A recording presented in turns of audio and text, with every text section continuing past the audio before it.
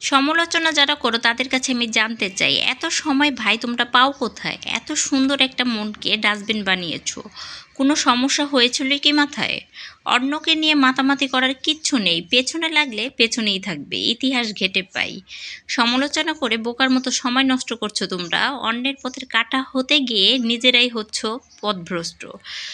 আসসালামু আলাইকুম এভরিওয়ান, যে যেখান থেকে ভিডিওটি দেখছেন আশা করি সবাই অনেক ভালো আছেন। আলহামদুলিল্লাহ আমি অনেক ভালো আছি। আজকে একটি ছোট্ট ব্লগ শেয়ার করবো, আশা করি আপনাদের ভালো লাগবে। তো ব্লগটি আমি রান্নাবান্না থেকেই শুরু করেছি। তো এখানে আমার খুব প্রিয় একটি খাবার, মুরগির গিলা কলেজা মাংস দিয়ে আমি একসাথে মিলিয়ে খিচুড়ি রান্না করেছি। এই খিচুড়িটা খেতে কিন্তু অসাধারণ লাগে। আর সাথে তো আমার প্রিয় 3 আইটেম ভর্তা আছে। তো এখানে কালিজিরার ভর্তা, যেটা ঠান্ডার জন্য এই শীতকালে অনেক উপকার। আর এখানে আছে মরিচ ভর্তা, তারপরে ধনেপাতার ভর্তা। তো যাই হোক, আমার খিচুড়িটা হয়ে গিয়েছে। এখন আমি নামানোর আগে এখানে দিয়ে দেব ধনেপাতা আর কিছু কাঁচামরিচ। তো এটা আর 5 মিনিটের মতো আমি রান্না করে তারপরে নামিয়ে নিব। খিচুড়িটা খেতে কিন্তু অসাধারণ হয়েছিল, যেহেতু সব কিছু একত্রে মিশ্রিত করে রান্না করেছি। তো এই তো আমার খিচুড়িটা এখন হয়ে গিয়েছে, এখন আমি এটা নামিয়ে নিব। তো এখানে আবার নতুন আলু দিয়ে মুরগির মাংসর ঝোল রান্না করেছি, এটা খেতেও কিন্তু খিচুড়ি দিয়ে অনেক ভালো লাগে। তো একটা কথা কি জানেন তো, ছোটবেলা থেকেই শিখেছি তুমি কারো ক্ষতি না করলে কেউ তোমার ক্ষতি করবে না।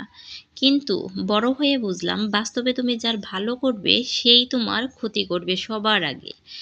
আগামীকাল বাঁচবে কিনা সে চিন্তা থাকে না কারো, কিন্তু কিভাবে কাউকে ঠকানো যায় সে চিন্তা সারাক্ষণ মাথার মধ্যে ঘুরতে থাকে।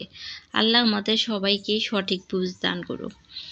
তো যাই হোক, এখানে কথা বলতে বলতে আপনাদের সাথে আরও একটা নাস্তার আইটেম শেয়ার করলাম। তো এখানে আমি 2টা ডিম দিয়ে পেঁয়াজ কাঁচামরিচ ধনেপাতা, তারপরে 1 চামচ চিনি, লবণ, তো এইগুলো দিয়ে একটা বেটার তৈরি করে নিয়েছি। এখন এই বেটারের মধ্যে রুটিগুলো ডুবিয়ে তারপর আমি ভেজে নেব। তো এটা খেতেও কিন্তু অনেক ভালো লাগে, বিকালের নাস্তায় বলেন সকালের নাস্তায় বলেন খুব ভালো লাগে। তো এখন আমি লাল লাল করে 2 পিঠ ভালো করে ভেজে নেব। তো দেখতেই পাচ্ছেন খুবই মজাদার এই নাস্তাটি, সকাল বা বিকালের জন্য খুবই পারফেক্ট একটা নাস্তা।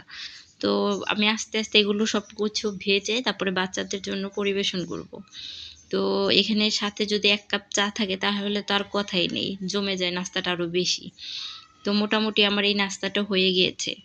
তো আমার এই ভিডিওটা যদি আপনাদের ভালো লাগে তাহলে অবশ্যই আমার পাশে থাকবেন এবং আমাকে ভালোবেসে সবসময় উৎসাহিত করবেন।